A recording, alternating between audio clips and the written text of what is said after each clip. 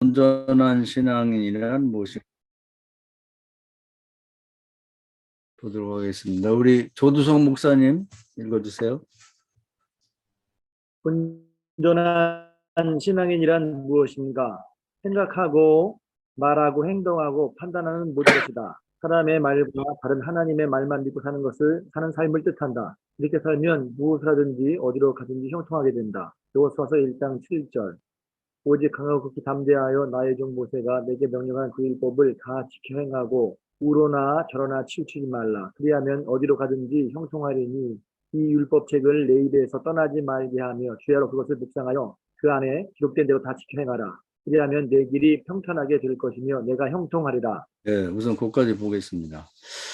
우리가 이제 성경 말씀을 그냥 그대로 믿어야 되겠어요. 그래서 그냥 어떤 말씀 믿고 어떤 말씀 안 믿고 이렇게 하지 말고 이 말씀도 이제 믿는다면 우리가 여기서 주목할 것은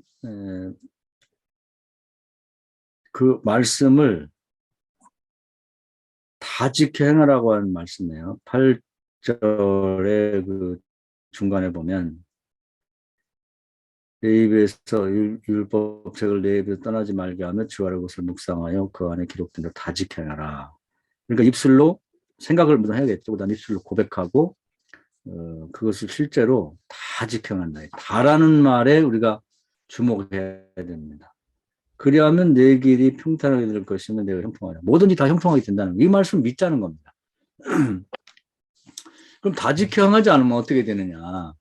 거기서 문제가 발생하는 거예요. 그래서 우리가 흔히 뭐 하나님이 살아계시면 왜 목사에게 뭐 장로에게 뭐 왜 저런 일이 생기냐. 그냥 신앙생활 열심히 하고 뭐 그런데 왜 저런 불행한 일이 발생하느냐. 이런 얘기를 하면서 마치 하나님이 잘못인 것처럼 이렇게 말하는 경우가 많아요. 우리 생각 없이 이렇게 말하는 경우가 많아요. 이게 다 죄입니다.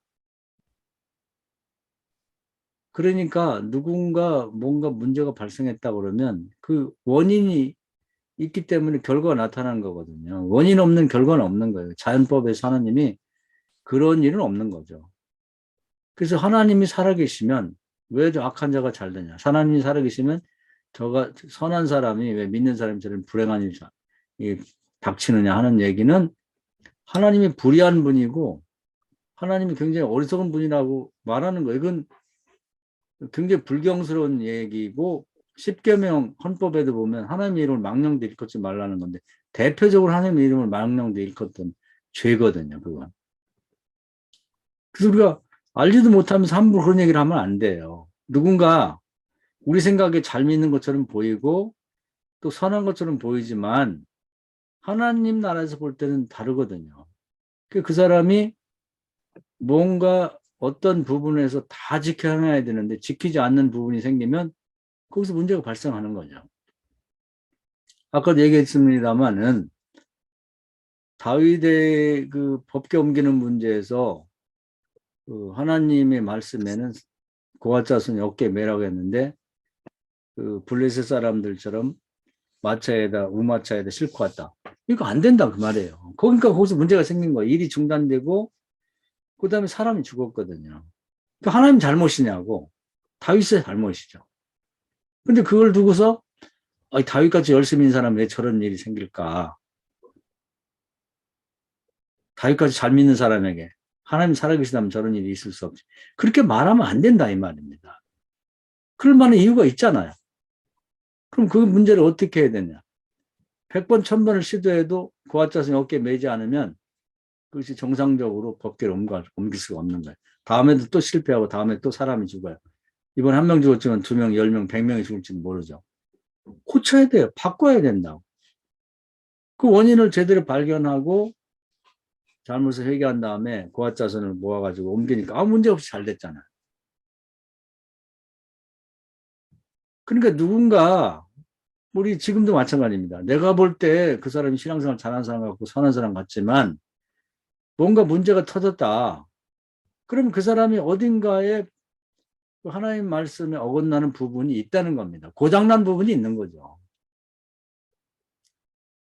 야곱이 베델로 가기로 하나님 앞 서원하고 갈 때 하나님이 광야에서도 하나님 군대를 동원해 도와줬어요. 근데 가다가 사람의 생각, 자기 가족들이 얘기했겠지. 먼저 어디 좀 읍내가 있는 데 가서 좀 씻고 머리라도 좀 감고 먹을 거라도 먹고 좀 그 다음에 베델로 가면 안 되겠냐. 사람의 생각이죠. 하나님 생각은 먼저 그 나라와 그 일을 구하라는 거죠. 근데 사람의 생각에 따라서 세겜에 갔다가 거기서 하나님 도와주지 않죠. 그것까지 도와주지 않는다고. 불법을 행하는 것까지 도와준다고 착각하면 안 되는 거예요. 거기서 딸이 폭행 나오고 자식들이 죄 없는 사람들 살인하는 살인마가 됐잖아요. 그게 하나님 잘못이냐고. 우리가 뭐 이태원 사건도 그렇고 뭐 비행기가 떨어지든 뭐가 이런 발생이 되면 하나님을 다 원망해. 하나님 살아계시면 저게 하나님 잘못이냐고 그게.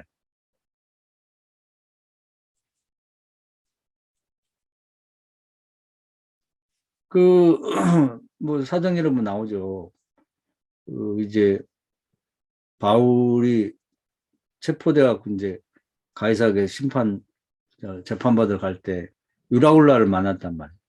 가지 말라고 그렇게 얘기를 했는데 뭐 선장이니 뭐 선준 이런 사람들이 가자고 그래갖고 가게 돼서 폭풍을 만났단 말이에요. 그게 하나님 잘못이냐고. 자기들 잘못 아니에요? 하나님이 살아계시면 말이야. 이게 왜 우리 배가 폭풍을 만나겠냐고. 그런 식으로 말하면 하나님의 이름을 망령되거든면서 잘못은 자기들이 해놓고 하나님에게 모든 죄를 뒤집어 씌우고 하나님 잘못인 것처럼 하나님 이름을 망령일컫는 경우가 너무 많아요. 지금 보면은.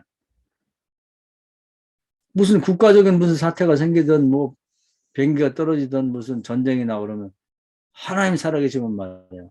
러시아하고 우크라이나 전쟁이 저렇게 오래 지속되게 할 수 있냐. 하나님 전쟁 일으켰나요? 그것은 정말 큰 범죄입니다. 우리가 정말 생각 없이 말하고 행동하는 것이 다 하나님 나라에 기록이 남아요. 정말 조심해야 됩니다.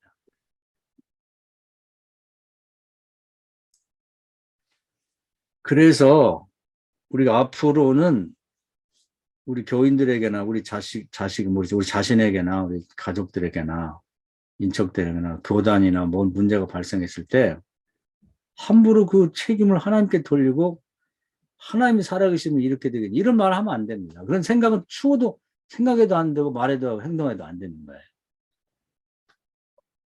하나님이 야곱 보고 세겜으로 가라겠냐고.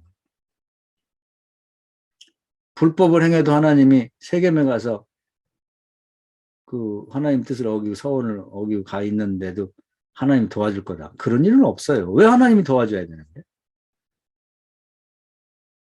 그것은 불법을 도와주는 것밖에 안 되니까 하나님 안 도와줍니다. 그래서 우리 믿는 자에게 문제가 발생했을 때는 이 사람이 어떤 말씀에 어긋나는 짓을 했는지 그걸 생각해 봐야 돼요. 뭐 목사가 운전하다 차 사고 났다. 그럼 기도하지 않아서 그래요. 말하자면 그런 거예요. 공교롭게도 아내도 기도하지 않고 교인도 기도하지 않고 자기도 기도하지 않고 그런 날 문제가 터지는 거예요.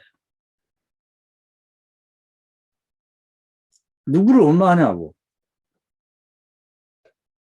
다 지켜가면 다 형통한 거예요. 다 형통한 거라고. 그 말씀을 믿자고요.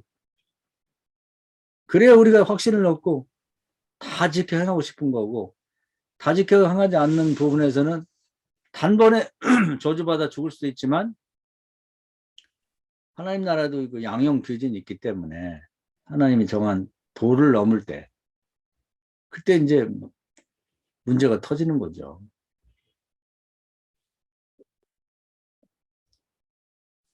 그래서 우리가 이제 이런 그 말씀에 대해서 정말 성경을 믿고 성경의 근거에서 판단도 하고 말도 하고 행동도 하자는 것입니다.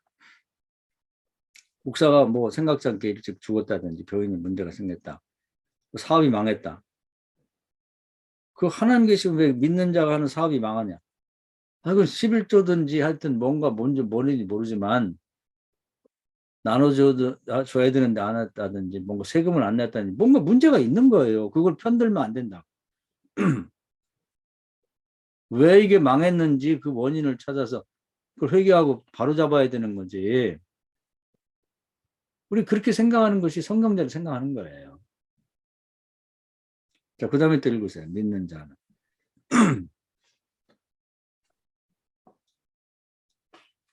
믿는 자의 삶은 시편 1편의 고백처럼 시냇가에 심은 나무처럼 형통한 것이 당연하다. 문제가 생긴다면 어딘가 하나님의 말씀과 다른 자기 소견에 좋은 대로 산 부분이 있다는 것이다. 문제 해결은 이것을 찾아서 사람의 말이 아닌 하나님의 말을 찾아서 그대로 행하는 것이다. 다윗이 법궤를 옮길 때 하나님의 말이 아닌 사람의 말대로 했다. 문제가 발생했다. 이것을 버르잡자 형통하게 되었다. 야곱이 하나님의 말씀대로 베델로 가지 않고 사람의 말을 듣고 세겜으로 갔을 때 문제가 발생했다. 회개하고 다시 베델로 갈 때 문제가 해결되었다. 이 얘기예요.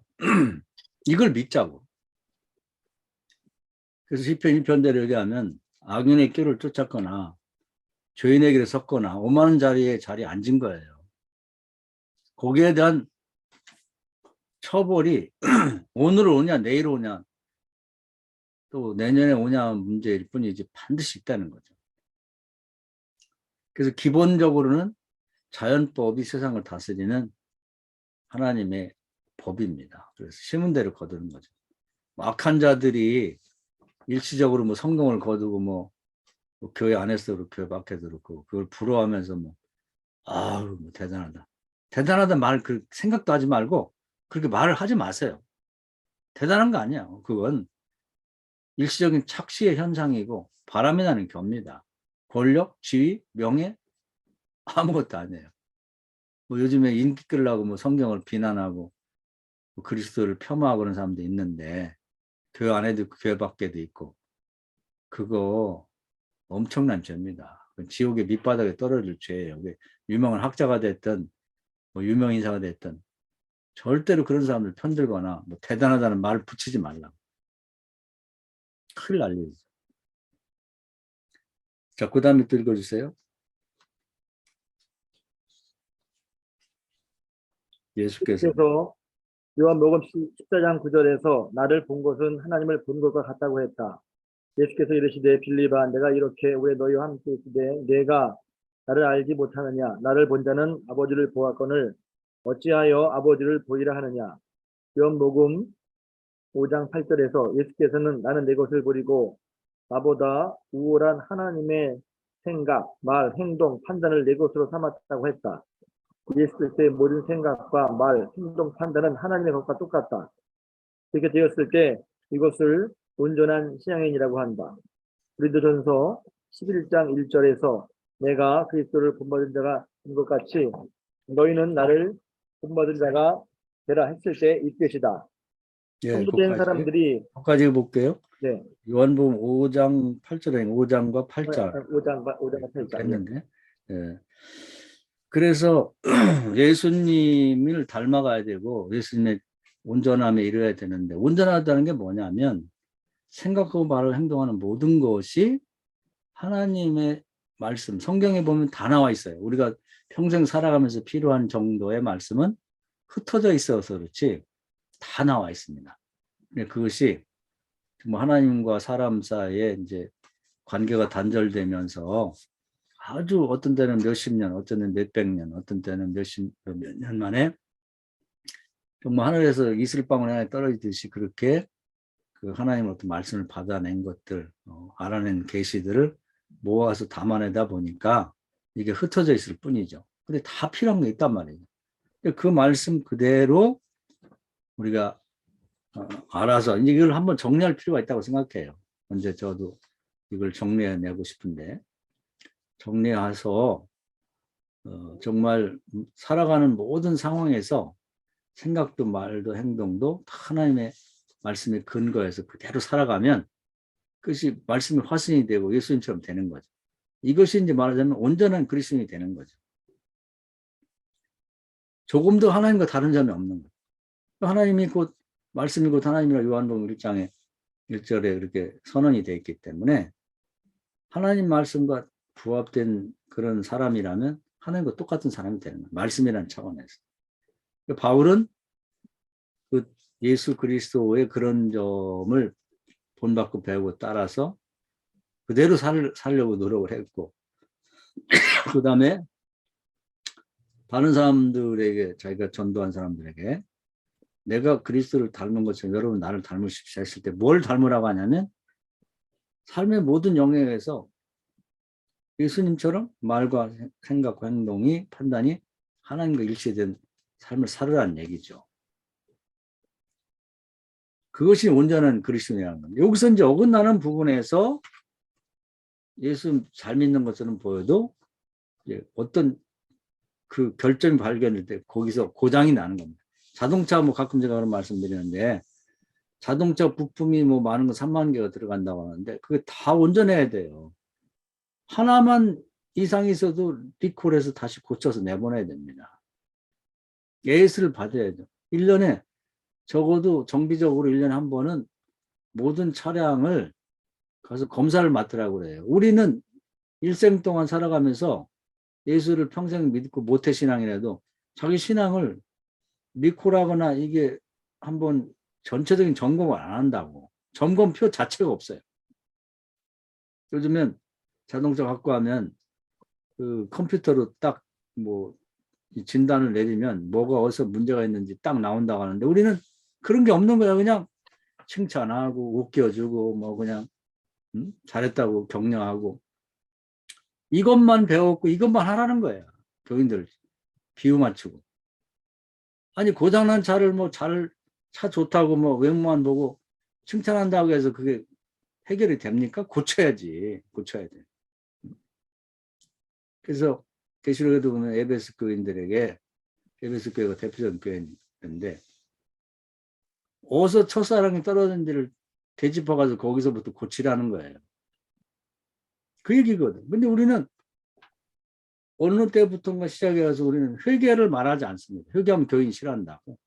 부흥회를 해도 뭐 부흥사들이 지자랑하든지 아니면 교인들 격려, 칭찬.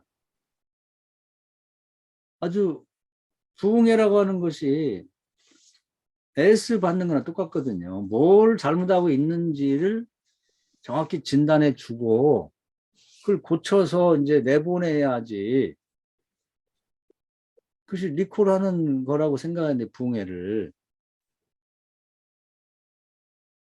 회개를 강조하지 않아요. 옛날에 제가 어릴 때만 해도 그냥 뭐 어떤 부흥사들이 욕을 해가면서 말이지 너 같은 것들이 구원받을 줄 아냐 그러면서 회개시켰거든. 그래서 눈물바다가 됐어요. 다 회개하고 뭐 눈물 콧물 흘려가면서 그래서 거듭나고 성령 받고 새로운 사람이 돼서 나갔는데 요즘에 그런 부흥회가 있나요?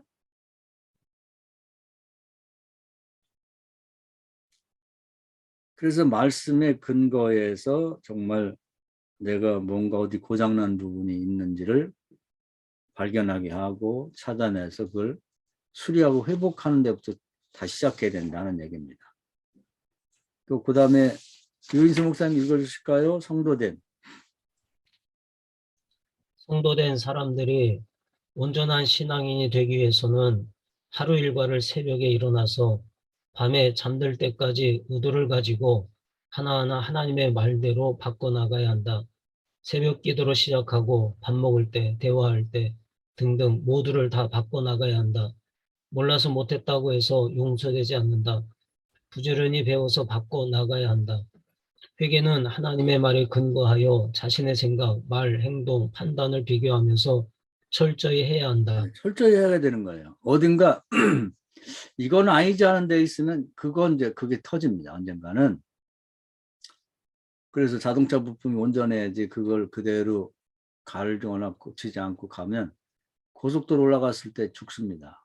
폭발하든지 아니면 가다 멈추든지 무슨 일이 터지는 거죠.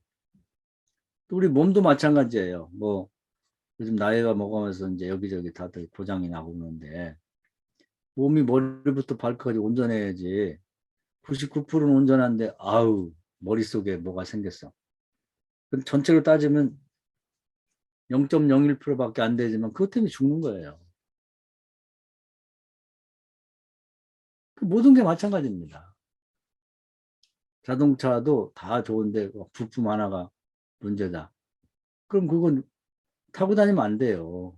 그건 고철동에 불과한 거야. 아무리 비싼 차라도. 우주선 마찬가지죠. 뭐 몇백만 개, 뭐 300만 개, 뭐 몇백만 개 든다는데 하나가 문제가 생기면 쏘아 올라가다 폭발해 버립니다. 그런 건 중요하게 생각하는데 우리의 신앙은 천국까지 가야 되는데 그런 의식이 없냐는 거죠. 철저하게 체크리스트를 만들어서 하나하나를 점검해 나가야 된다. 우리 교인들 뭐 그냥 대충 넘어가고 회개시키지 않고 그냥 칭찬해야 되고 그러면 아니 지금 뭐 암이 걸려 죽게 생겼는데 아 괜찮을 거예요. 뭐. 그런다고 괜찮아지냐는 거죠. 그리고 육체의 질병 여기서 죽으면 그만이지만 영혼의 질병은 하나님 말씀이 어긋나는 것은 천국 못 가요. 그만큼 중요한다고.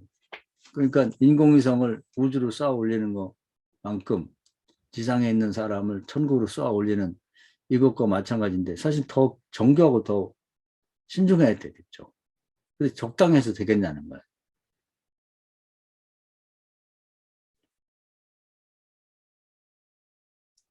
그 다음에 더 읽으세요. 요한복음 1장 1절. 요한복음 1장 1절에서 하나님의 말이 곧 하나님이라 했다. 하나님의 말에 따라서 예수가 생각, 말, 행동, 판단했을 때는 하나님과 똑같아진다. 이런 의미에서 예수를 보면 하나님을 본 것과 같다. 바울은 예수를 닮았고 우리는 바울을 닮는다. 이렇게 되면 우리는 하나님의 말씀으로 하나가 된다. 우리를 보면 하나님을 본 것과 같이 되는 것이다. 네, 그래서 또 이 부분이 신앙의 부분이 온전한 교인이 된다는 뜻이라고 이렇게 보면 될 것 같습니다. 자, 그 다음에 이제 이게 기본적으로 우리 신앙인이 갖춰야 될 것인데 작심하고 우리가 노력하면 뭐 안 될 것도 없는 거예요. 그리고 사람이 된다는 거 오늘부터 시작할 수 있습니다. 오늘 우리 목사나 사모들은 뭐 너무 뭐 멀리 광범위하게 생각할 거 없이 우리 뭐 지방에 목사나 교인이나 교회들 중에 정말 약한 교회가 없나, 또 뭔가 너무 어려워서 도와줄 게가 없나, 이거 생각하면 우리 생각이 바뀌는 거예요. 첫 아담에서 둘째 아담처럼 되는 겁니다. 사람이 되는 거예요. 이웃을 내 몸처럼 사랑하고, 또 목사나 무슨 교인 그 자식들이나 손주들이나 정말 어려움 겪는 애 없나, 내 자식 손주처럼 이렇게 생각하면 그 사람다운 사람이 일단 되는 겁니다. 이게 어렵냐는 거지. 우리는 나보다 우월한 위치에 있는 사람, 지위와 권력을 갖고 있는 사람, 큰 사람, 뭐 이런 사람들을 바라보고 그동안 아우 나는 뭐 했는지 몰라. 이렇게만 생각하다 보면 죽을 때까지 아무것도 못해요. 나보다 못한 사람이 있다니까. 부족한 사람들. 약한 사람이 있어요. 나보다 가진 게 없어서 도움을 바라고 있는 사람이 있다고. 그걸 바라보면 바뀌는 거예요. 그거부터 해보자는 거지.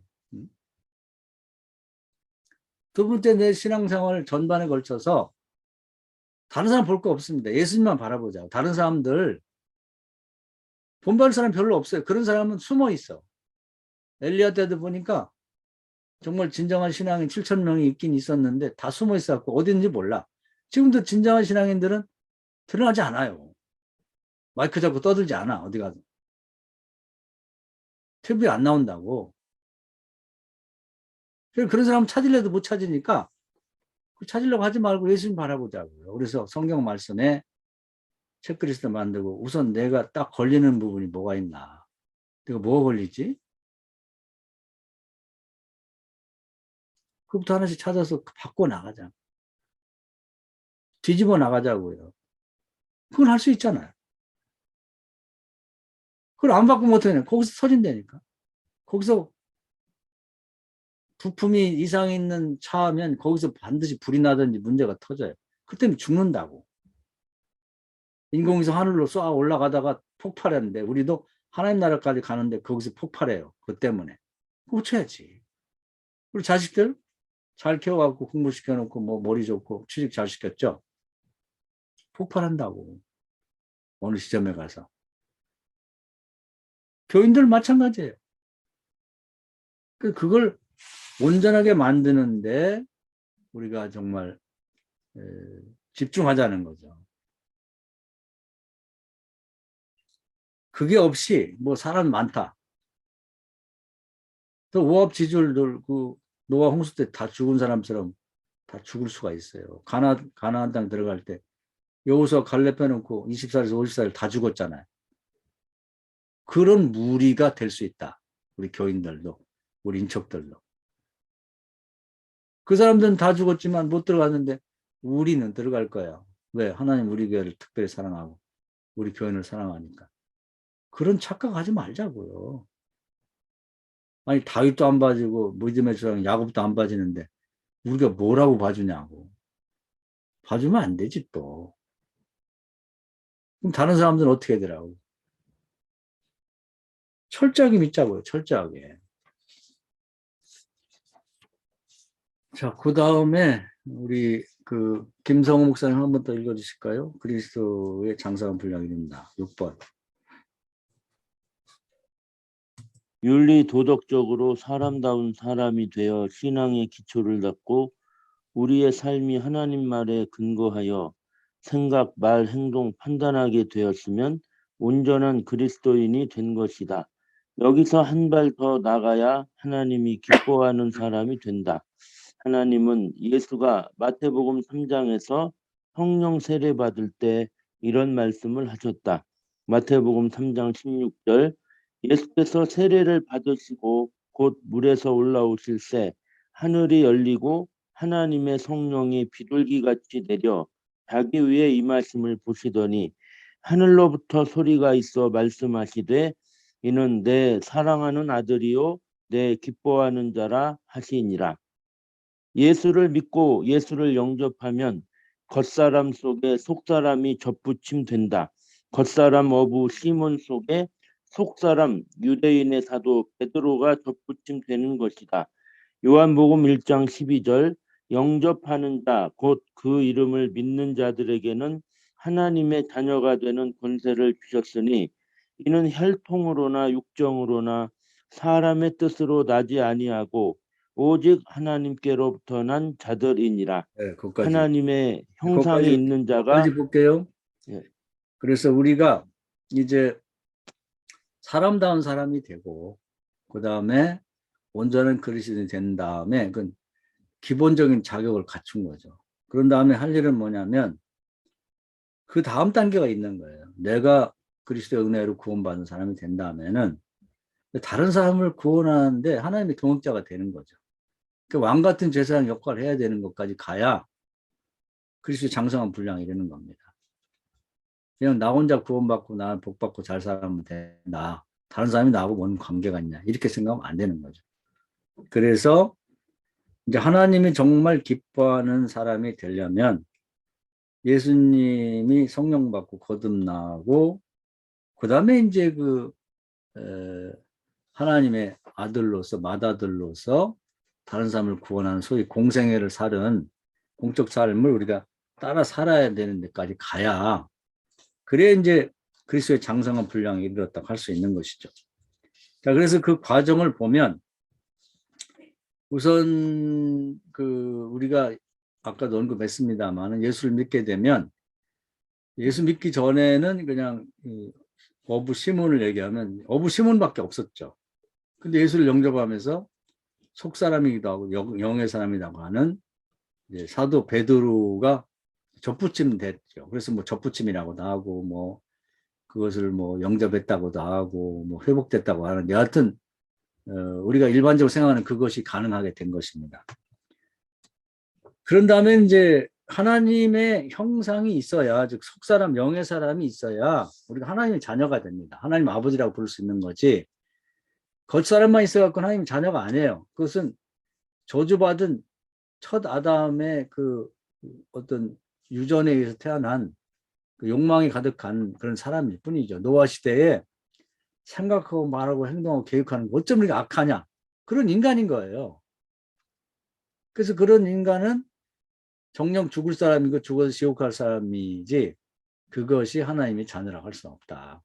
속 사람을 우리가 잉태한다 또 접붙여야 그 다음에 이제 하나님의 자녀가 될 수 있는 자격을 갖추게 되는 거고, 우리 세상에서도 이제 뭐 우리 친자 확인을 할 때 뭐 DNA 검사 같은 걸 해서 염색체 검사를 해서 그 아버지의 어떤 이 인자 그런 요소가 그 자식에게 들어있어야만 그걸 친자라고 하는 것처럼 우리 겉사람만 가지고는 안 돼요.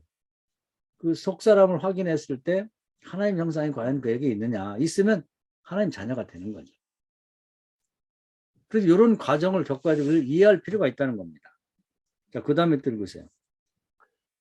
하나님의 형상이 있는 자가 하나님의 자녀이다. 첫 아담이 원죄로 사라졌던 속사람이 둘째 아담의 대속으로 회복되었다. 이제 성령 받고 거듭나서 속사람이 겉사람을 지배하는 사람이 되어야 한다. 예수께서 마태복음 3장에서 성령 받고 거듭난 것처럼 거듭나야 한다. 이제는 육체의 욕망에 따라 살지 않고 성령의 인도함을 받아서 산다. 성령의 인도함은 약한 자를 찾아서 돕고 가난한 자에게 나눠주는 것이고 삶의 모든 영역에서 하나님의 말대로 사는 것이다. 이렇게 살 때 하나님께서 맏아들인 예수 그리스도에게 하셨던 똑같은 말씀을 우리에게도 해 주신다. 이는 내가 사랑하는 아들이요 나를 기쁘게 하는 자. 이렇게 죽었다가 살아서 돌아온 것 같이 어렵게 되찾은 참 성도를 하나님은 눈동자처럼 사랑하신다. 하늘과 땅에 있는 그 어떤 존재도 해코지할 수 없다. 네, 그래서 하나님 입장에서 보면 이런 사람들이 굉장히 귀하고 소중한 거예요. 이건 뭐 수천 명, 수만 명이 하나를 얻을까 말까 한 그런 사람이 되는 거죠. 우리가 우리 자신도 아직 여기에 미치지 못했고 한번 우리 주변에 뭐 우리는 이제 목사니까 목사들을 많이 만나게 되는데 이런 사람 보신 일 있나요? 보신 일 드물잖아요. 어딘가 있을지 모르는데 정말 이런 사람이 있어도 드러나지 않을 거예요. 그만큼 중요한 거예요. 그러니까 하나님 나라에서도 정말 아담 이후에 아브라함 같은 하나님 사람 찾는데 오랜 시간이 걸렸어요. 아무리 찾아봐도 눈시켜 봐도 사람다운 사람이 없는 거예요. 또 믿음을 시험했을 때 온전한 믿음에 이르러서 지식이나 경험에 의존하지 않고 하나님을 믿고 하나님 말을 믿는 사람 찾기가 그렇게 어려운 거예요. 노아 홍수 때도 그렇게 많은 사람이 있었는데 노아 같은 사람 하나 찾기가 힘들어. 그러니까 그게 얼마나 귀하겠냐. 그 씨를 받고 싶은 거예요. 그 후손들을 하늘의 별처럼 바닷가를 머리알처럼 만들어서 그들로 하나님과 함께 살 수 있는 그런 하나님 나라의 백성을 만들고 싶은 거죠. 귀하다는 거예요. 그래서 첫 아담이 범죄 이후에 정말 하나님께서 만족해 하시고 태초에 사람을 창조하시고 보시기 좋았던 그런 사람을 유일하게 예수 그리스도가 그런 사람으로 하나님의 눈에 비쳤기 때문에 이는 나가 사랑하는 자 나를 기쁘게 하는 자라고 말씀하신 거거든요. 하나님 우리가 그런 사람이 되주길 바라는. 그런데 사도 바울이 이제 근처에 간 것 같은데 사실 마음만 먹으면 못할 일도 없거든요. 우리가 오늘부터 아주 작심을 하고 양다리 걸치지 말고 약한 자를 눈여겨보고 도와주고 가난한 자에게 나눠주고 못하겠어요? 마음먹으면 하지. 하기 싫어서 그렇지. 이게 막 어렵고 막 나를 죽여가지고 뭐 해야 될 일이면 못하지. 하기 싫어서 안 하는 거지. 못할 것도 없다고 따지고 보면. 천하의 모든 사람 다 구원하는 것도 아니고 탈무드에 그런 말이 있어요. 한 사람을 구원하는 건 전 인류를 구원하는 거라고. 아니 한 사람이라도 돌볼 수 없겠냐고. 할 수 있단 말이에요. 기왕 신앙생활 하는 거 세상 사람들이나 타락한 목사들 같이 살지 말고 모든 생각하고 말을 행동하고 판단하는 데서 하나님 말씀대로 작심하고 하려고 마음먹으면 못하겠냐고. 예수님도 했고 모범을 보이셨고 바울도 했으면 우리도 마음먹으면 할 수 있다는 거예요. 하기 싫어서 안 하는 거죠.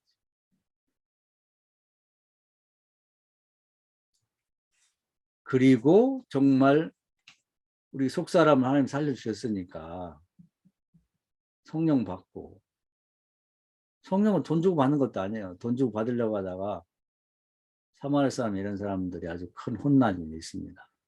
그냥 간절히 원하면 그냥 주시는 거라. 거듭나고자 하면 거듭날 수 없겠느냐. 그래서 우리의 겉사람이 주장한 대로 살지 말고 정말 속사람이 주장한 대로 살아보려고 마음먹으면 성령을 거듭날 수 있거든요. 거기까지 가기 싫은 거야. 하자고 하면 안 될 것도 없다는 거지.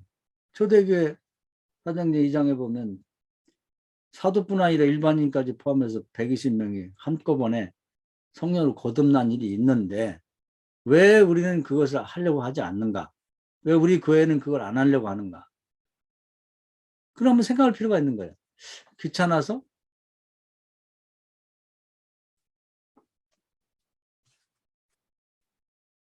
초대교회 때 제가 가끔 말씀드렸습니다만은 거기 보면 몇 날이 몇 되어서 성령 임한다고 했기 때문에 몇 주가 아니니까요. 몇 날이니까 6일 이내라고 보면 됩니다. 우리가 성령을 받기 위해서 정말 그 자리를 떠나지 않고 6일이라도 어디 가서 금식하면서 아니면 밥을 먹든지 뭐 먹어도 괜찮은데 온전히 성령 받기를 세상을 등지고 기도할 용의가 없는가? 한번 생각할 필요가 있는 거예요.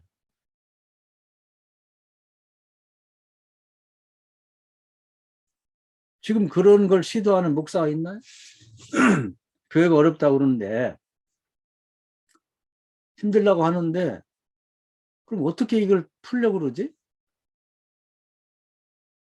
예수님이 말씀하신 방법이 말고 뭔 방법으로 풀고 싶어 하냐고. 방법이 있을까요?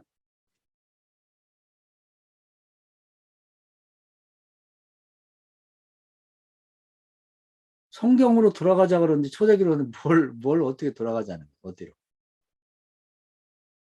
성령으로 거듭날 필요가 있어요. 교회도 거듭나게 할 필요가 있다고. 그래서 성령으로 거듭나니까 어부 시몬이 사도 베드로가 됐고 가정도 성령으로 거듭나야죠. 마가요한의 다락방 일반인의 가정이 초대교회가 됐고 사악했던 예루살렘 도성이 거룩한 성시로 바뀌었고 안진뱅이가 성령 받고 건강한 사람으로 바뀌는 이런 역사는 성령으로 거듭나는 게 외에는 없는 거예요. 지금 교회가 변화되기를 원한다. 제2의 종교교회. 뭘로 종교교회를 하냐. 모여가지고 오늘도 보니까 영상 예배로 교회를 부흥하고 변화시키시다. 영상 예배 드린다고 바뀌냐고. 우리가 성경도 다 놓고 다니고 교회 의자를 그냥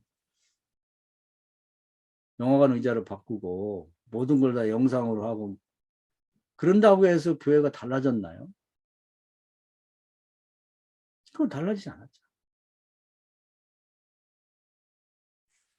우리가 하나님의 자녀가 됐으니까 이제는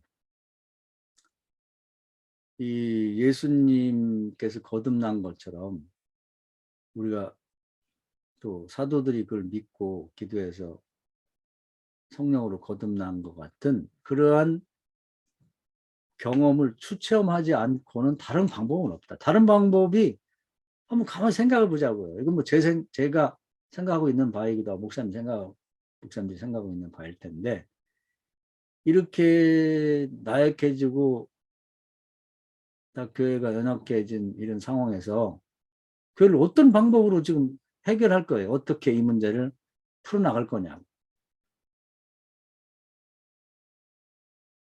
그래서 가끔 제가 말씀해 드렸습니다만은 초대교회에서 부흥돼 사람 많고 돈 많다 보니까 사람 관리하고 우리가 그동안 매일 얘기하는 게 뭐냐면 사람 관리. 이드루 시스템, 속회, 구역회, G12 다 사람 관리 프로그램이거든. 근데 지금 관리할 사람도 없어졌어요. 초대교회 그거였거든. 하루에 막 3,000명, 5,000명씩 막 부흥되니까 초신자 관리가 최고 중요하잖아요. 초신자들 뭐 12주 교육시켜야지. 뭐 가난한 사람들 헌금 많으니까 헌금 관리 철저히 해야지. 돈 쓰는 거. 이거에 집중하다 보니까 기도할 시간이 없고 성경을 묵상하고 은혜 받을 기회가 없는 거예요. 그래서 뭐 했습니까? 성령이 떠났잖아요. 외부에 핍박이 들어오고 내부에 내분이 일어나서 유대인 그리스도인 뭐 헬라인 그리스도인 패가 나눠 싸우고 똑같아요. 우리가 이번에 핍박이라고 봐야 될지 어찌 모르지만 그렇게 부흥되고 뭐 재정 많고 했던 교회들이 코로나 딱 걸려가지고 정부에서 뭐 10,000명 모이는 교회도 20명 모이라면 객소리 못하고 20명 모이는 거예요. 5명 모이라면 5명 모이고. 그렇게 교회가 힘이 없어요. 외부의 핍박, 뭐 죽이는 건 아니지만 교회를 죽이는 거지 그런 게. 교단이 뭐 하는 거예요. 그렇게 돈 많이 들이고 본인도 들이고 힘 들여가지고 감독회장 뽑아놨는데 뭐 하는 거냐. 말 한마디 못해? 아니 정부에서는 자기들끼리는 다 모여갖고 밥 먹고 자기들 무슨 사무실이나 뭐 다 모여가지고 일 보는데 회의도 하고 왜 교회만 못하게 하지? 천주교도 하고 무슨 절도 다 하는데 외부의 핍박에 전혀 대응할 수 없는 무력한 존재가 될 수밖에 없고 내분이 갈라져 갖고 또 왜 교회들이 정부에 협조를 안 하고 뭐 서로 싸웠고 말이야. 교인하고 목사하고 다투고 목사끼리 싸우고 교인끼리 다투고 내분이 일어나는 거예요. 똑같아요 이게. 다를 수가 없는 거지. 그런 구조로 보면. 그래서 그러한 그 초대교회의 어려움을 어떻게 극복했냐. 우리 똑같은 거예요. 사도들이 정신 바짝 차리고 예수님의 삶을 되짚어 보니까 성령이 떠난 다음에는 이렇게 될 수밖에 없다. 그러니 사소한 문제, 교인 새신자 교육, 또 교인들 뭐 구제하고 나눠주는 문제는 집사 뽑아서 일을 배분하고 우리는 기도하고 말씀을 읽고 우리 자신이 먼저 은혜 받는 일에 열심을 내자. 그거예요. 그 방법이 그밖에 없다고. 그래서 예수님 보니까 매일 하루에 한 번씩 기도하시면 우리 3번 기도하자. 3번 기도하는 사람 있나요? 성령 받기 위해서 은혜 받기 위해서 3번 하루에 말씀을 묵상하고 은혜 받고 있는 사람이 있냐고. 이건 정말 저도 그렇고 제일 먼저 은혜 받아야 할 사람들이 목사들이에요.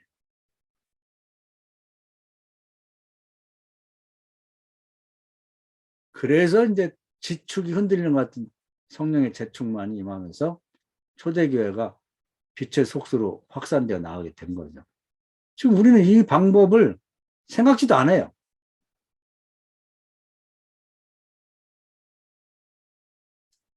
요즘 금식기도 하는 사람 봤냐고요.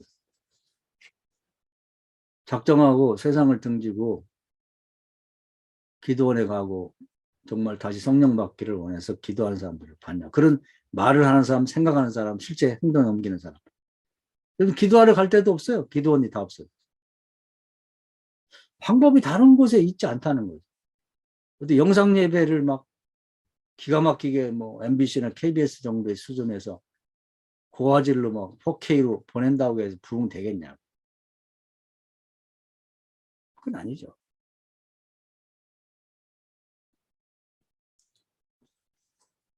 성령으로 거듭나고 성령 충만한 가운데 하나님 맡겨진 왕같은 제사장 역할을 하고자 이제 그 준비를 했을 때 하나님이 기뻐하셨다. 아직 예수님이 특별하게 뭔 일을 한 건 아니에요. 그런데 그런 준비를 했을 때 성령으로 거듭나는 순간에 하나님이 그래, 바로 그거다. 그 전에는 이런 걸 생각한 사람도 없고 실천에 옮긴 사람도 없어요.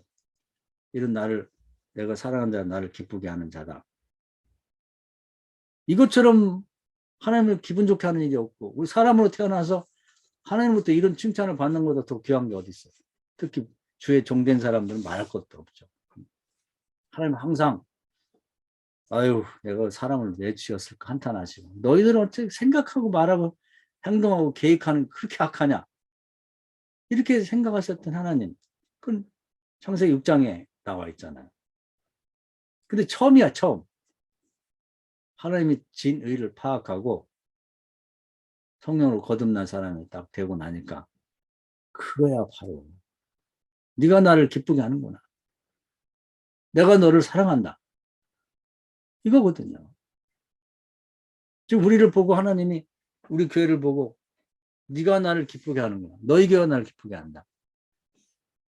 내가 너를 사랑한다. 이런 말씀 하겠냐는 거죠.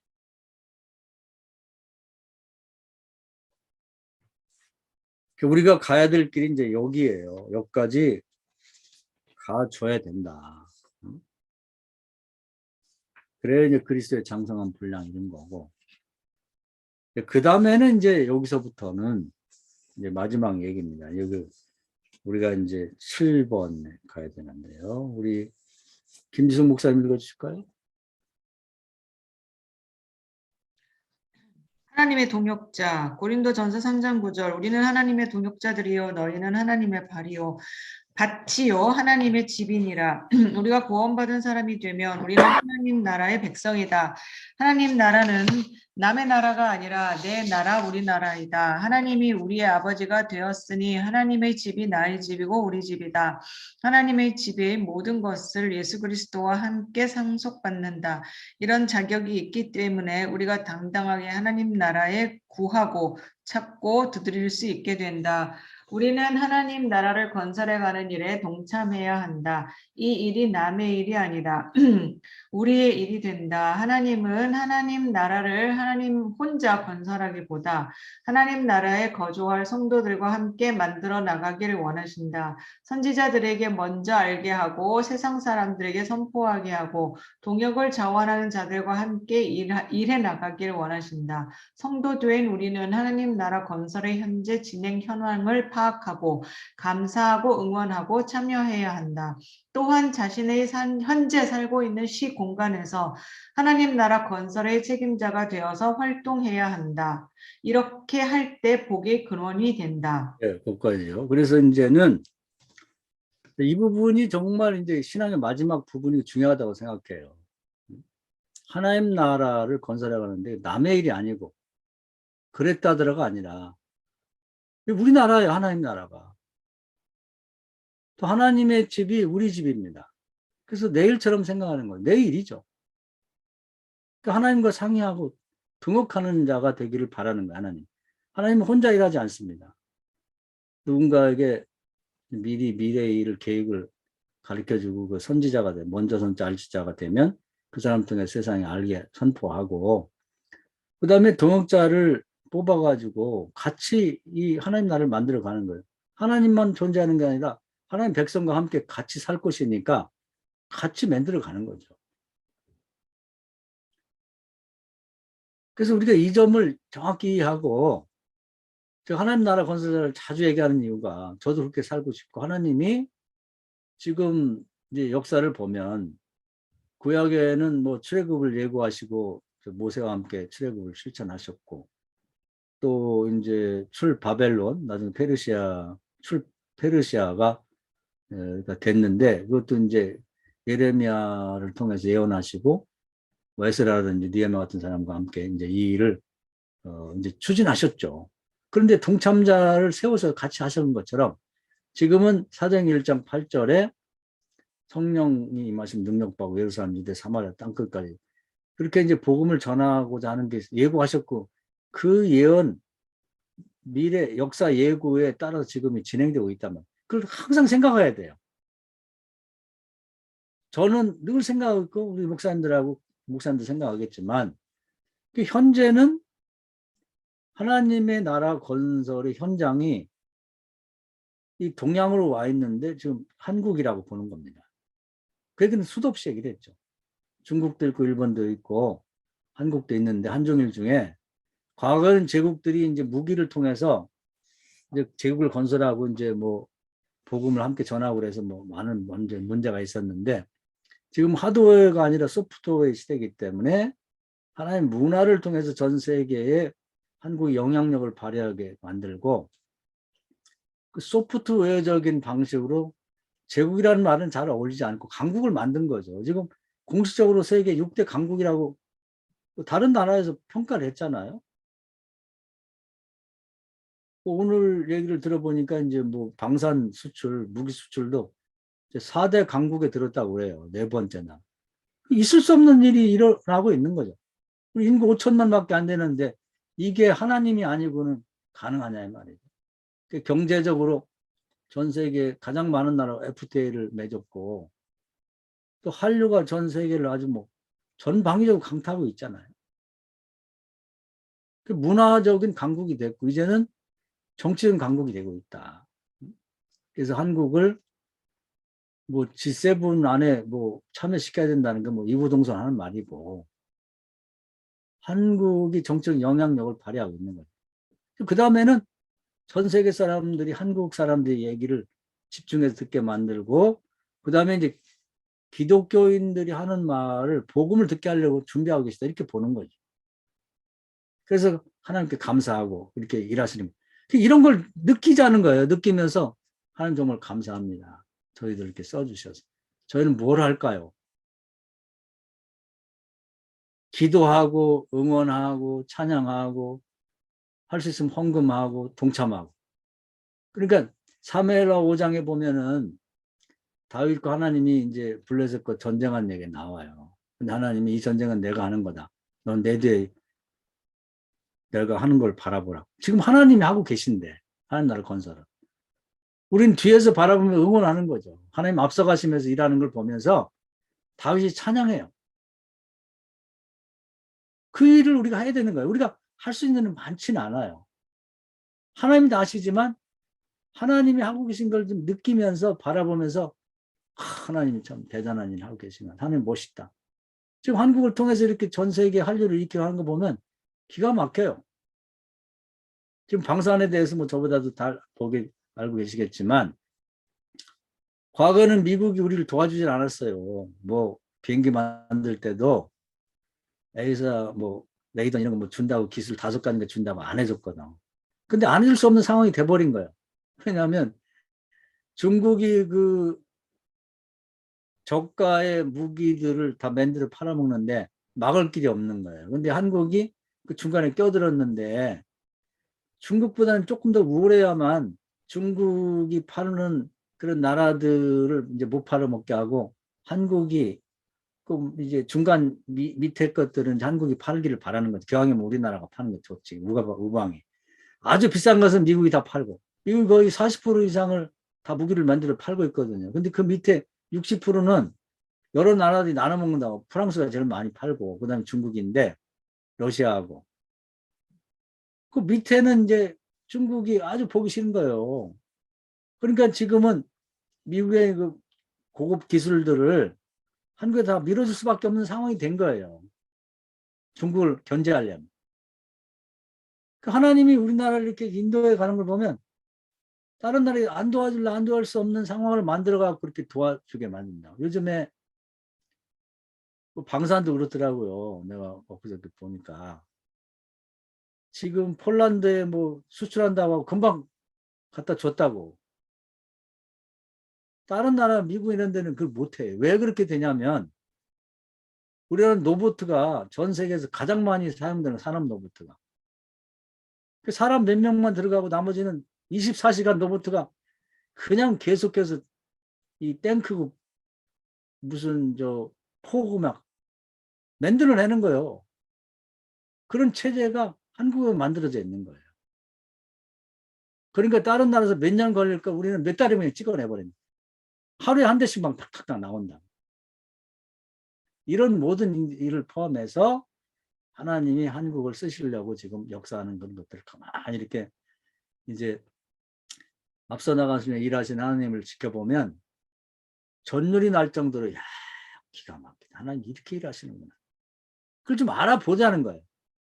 하나님이 뭘 좋아하시냐면 찬양을 좋아해요. 찬양이 뭐냐면 맥없이 그냥 뭐 예수님 찬양 저거 그 찬송은 많이 좋아해서 부르긴 하는데 의미 없이 그냥 부르는 거 안 부르는 거 낫지. 그러나 제가 말씀드린 것처럼 하나님이 우리나라를 통해서 지금 일하시고 있는 걸 이렇게 느끼면서 전쟁의 상황을 바라보면서 정말 그 사무엘하 5장에 보면은 하나님이 앞서 가시는데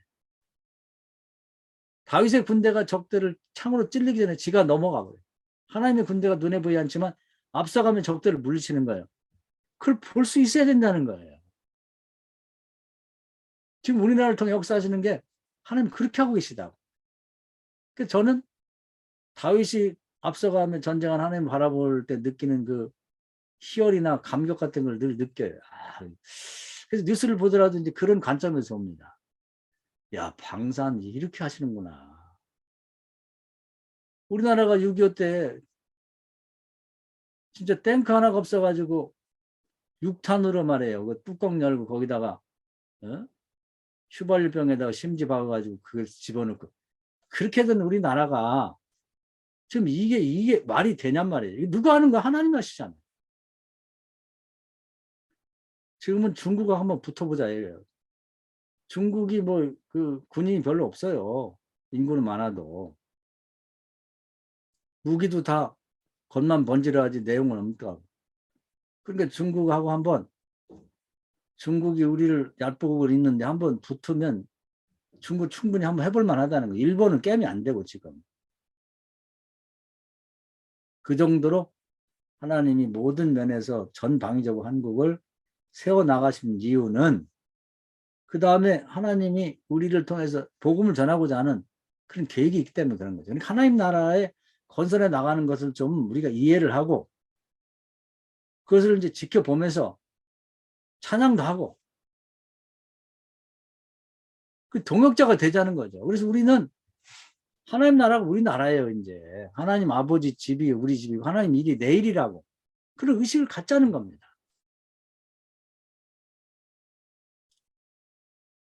그리고 제가 가장 중요하게 생각하는 것은 에스겔 36장의 말씀인데 그래도 구하라는 거예요.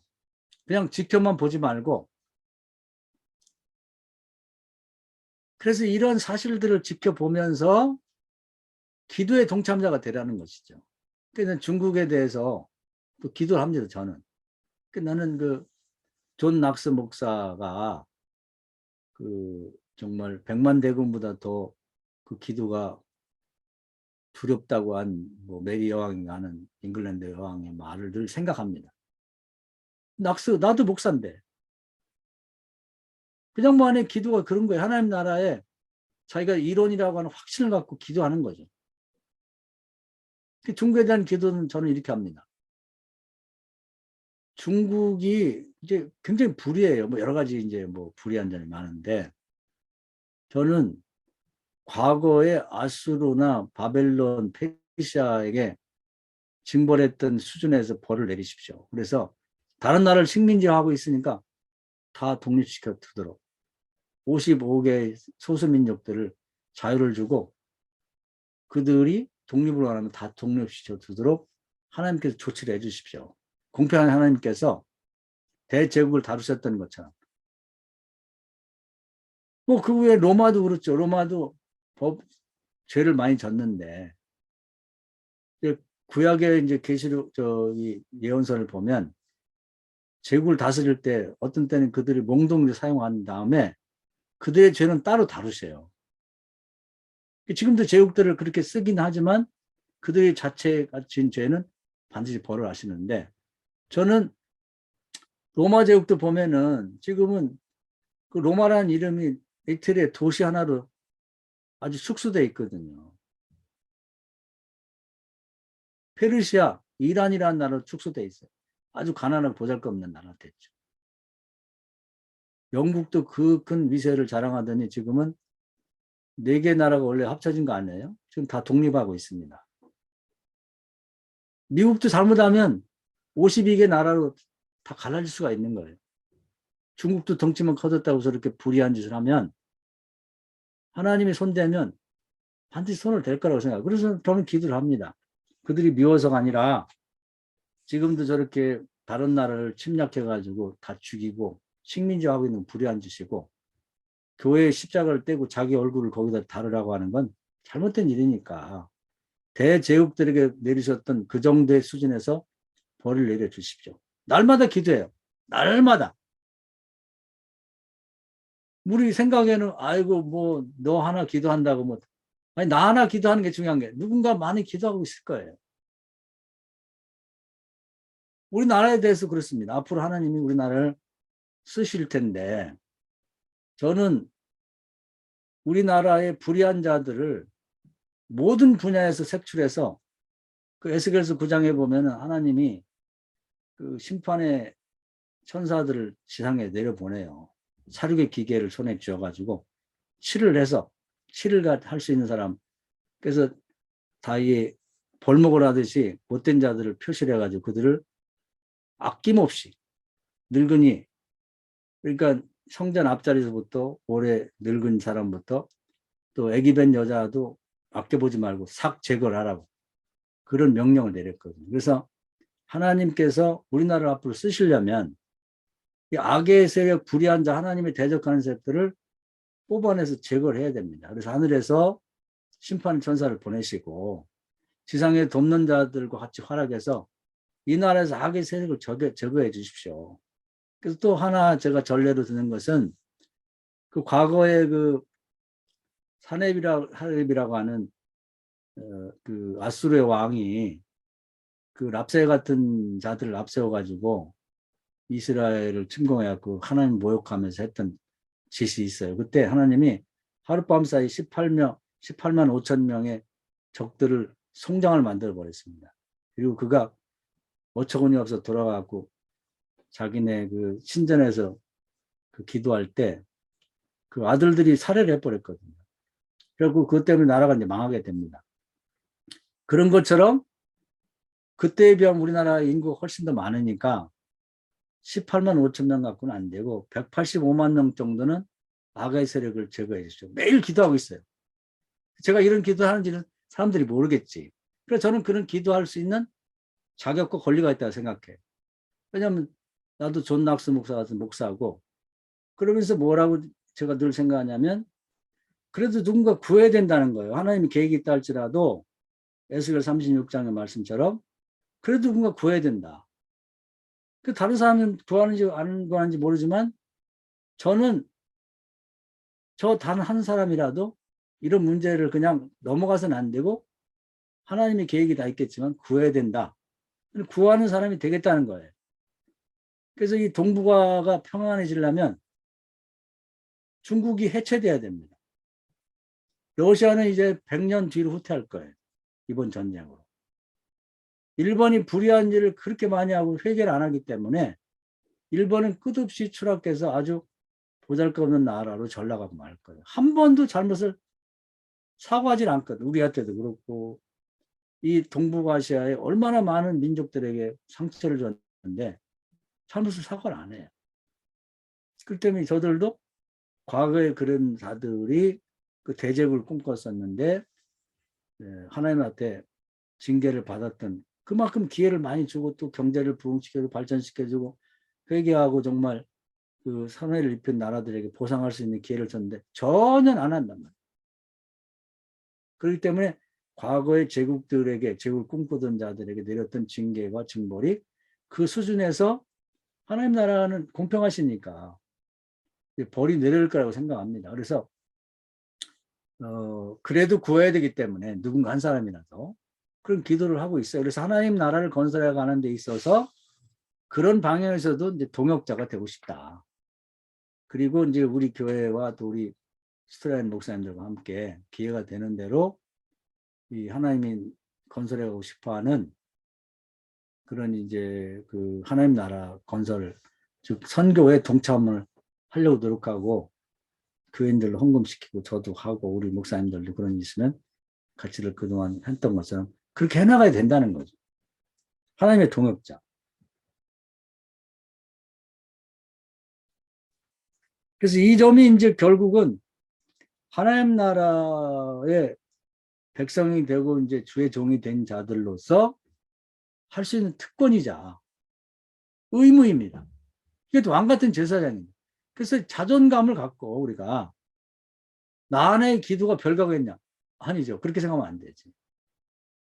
우리 모두가 내가 존 낙스 목사와 똑같다고 생각하고 그래도 구하는 일을 해야 된다는 겁니다. 매일. 저는 뭐 별거 없는 보잘것없는 목사지만 성경에 있는 정확한 근거를 가지고 적어도 밤낮으로 기도합니다. 뭐 때로 시간이 되면 낮에도 기도합니다만은 새벽 기도가 자기 전에는 반드시 하나님 나라 건설이라는 전체 큰 틀 안에서 그렇게 기도하고 있어요. 북한을 위해서 기도하고 있고 그 다음에 세상에서 가장 소외된 국가들을 보면 이 중앙아시아 사람들 진짜인지 거짓말인지 모르지만 옛날에 예수 믿고 싶다고 했는데 로마 교황청에서 너 같은 미개한 민족들이 무슨 예수를 믿고 범하냐고 버림받았다는 거죠. 그래서 이슬람으로 갔다는데 정말인지 아닌지는 확인할 길이 없어요. 그렇지만 그것도 의미가 없는 얘기는 아닌 것 같아. 그래서 그들이 다 따지고 보면 우리하고 같은 핏줄이라고 그래요. 그래서 카자흐스탄, 우즈베키스탄, 터키, 그럼 트리케라고 그래요, 요즘에는. 그리고 쭉 가서 아르메니아, 뭐 헝가리, 폴란드까지 그 쭉 연결되는 그들이 다 위로 올라가면 우리 같은 민족이라는데 그들을 위해서 늘 기도하고 있습니다. 그들에게 어떻게 되는지. 그래서 우리가 어렵더라도 카자흐스탄이라도 가서 헌금이라도 보내고 이제 어떻게든 해보려고 하는 거고.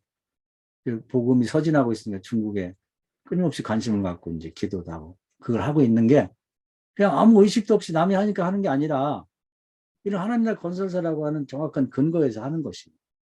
우리가 그 일을 하자고 하는 것입니다. 자, 이제 얼마 안 남았는데 조금만 더 읽읍시다. 또 읽어주세요. 하나님의 자녀가 되고 피조물 사이에서 왕 같은 제사장이 된 우리는 이미 예수의 대속으로 세상의 모든 것이 다 회복되었다는 것을 알고 성령과 동역하여 하나님의 형상들이 거듭나도록 보아야 한다. 이것이 진정한 이웃사랑이며 선한 사마리아 사람의 역할이다. 시몬을 베드로로 거듭나게 하고 마가 요한의 다락방이 초대교회로 거듭나게 하고 예루살렘이 성시로 거듭나게 한다. 나면서 안전뱅이 된 사람이 건강한 사람이 되게 한다. 이것은 마치 무정란이 유정란이 된 것을 알고 품고 기도하여 병아리로 부화되는 것을 되도록 돕는 것과 같다. 이렇게 되었을 때 우리는 태초에 하나님이 하나님의 형상대로 창조했고 피조물 사이에서 왕 같은 제사장이 되게 하려 했던 온전한 사람이 될 수 있다. 네, 그렇게 해서 이제 궁극적으로는 왕 같은 제사장으로서 하나님 나라를 건설하는 동역자가 되고 또 그 일이 실제 될 수 있도록 끊임없이 시도하는 사람이 되자는 것이죠. 그래서 한 사람, 가정, 도시, 한계 상황에 처한 사람들, 더 넓게는 하나님 나라 건설되는 현재 상황을 파악하고 특히 뭐 전 세계를 위해서 기도하지만 동북아시아, 세계 중심이 되어 있는 동북아시아에 우리는 기도로서 이 나라가 어떻게 되기를 바라는 그런 기도에 동참하고 또 우리나라를 위해서도 뭐 정부가 세 개가 있다고 생각할 수 있다고 그랬죠. 하나는 우리나라 이제 대한민국 정부가 있고 그 다음에 소위 지하 정부 언더그라운드 거버먼트라고 해서 눈에 보이지 않는 세계를 지배하는 세력이 따로 있다고 그래요. 뭐 프리메이슨이 뭐 이런 말도 하고 뭐 이런 것처럼 그런 세력이 있다고 그럽니다. 그래서 전 세계에 뭐 돈이 많거나 어떤 지배력이 있는 사람들이 따로 모여가지고 다음에 한국에는 뭐 누구를 대통령 내자, 뭐 미국은 누구 대통령 세우자, 뭐 이런 영향력을 발휘하고 있다고 하는데 진짜는 잘 모르겠어요.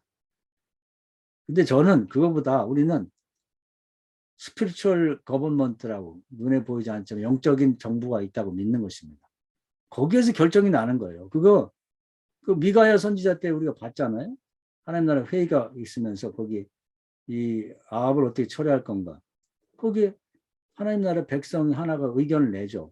그러니까 우리가 의견을 낼 수 있다는 겁니다. 그때는 하나님 나라와 지상이 이렇게 단절이 됐었지만 지금은 뭐 세상에 얘기하는 대로 이제 그 경계가 무너졌잖아요. 메타버스 시대가 됐으니까 지금은 미가의 시대에 봤던 그 하나님의 백성이 기도했고 발언을 했던 것처럼 우리도 할 수 있다는 겁니다. 그걸 믿자는 거죠. 그래서 우리가 발언을 해야 돼요. 이 세계가 어떻게 재편되기를 원하는지, 중국이 어떻게 되기를 바라는지, 우리 한국이 어떻게 되기를 바라고, 북한이 어떻게 되기를 바라는지 충분히 의견을 낼 수 있고 내야 된다는 겁니다. 그래도 구하라고 했으니까.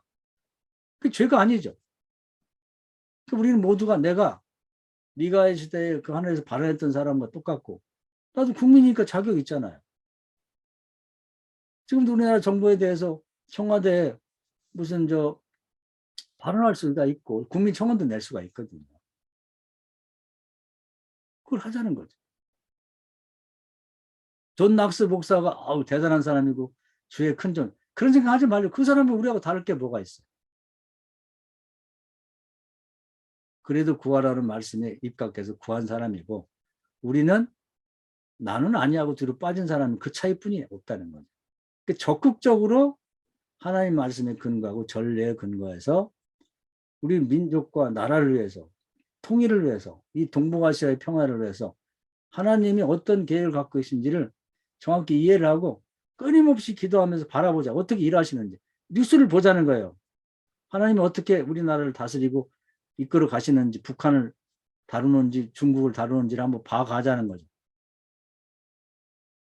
그러면서 하나님이 하시는 일에 우리가 정말 찬양하고 공감하고 그렇게 하자고 하는 것이 이제 동역자에 해당되는 말씀이 되겠습니다. 자, 오늘 말씀 몇 가지 드리겠습니다. 듣느라고 수고 많이 했어요. 박수 한번 합시다.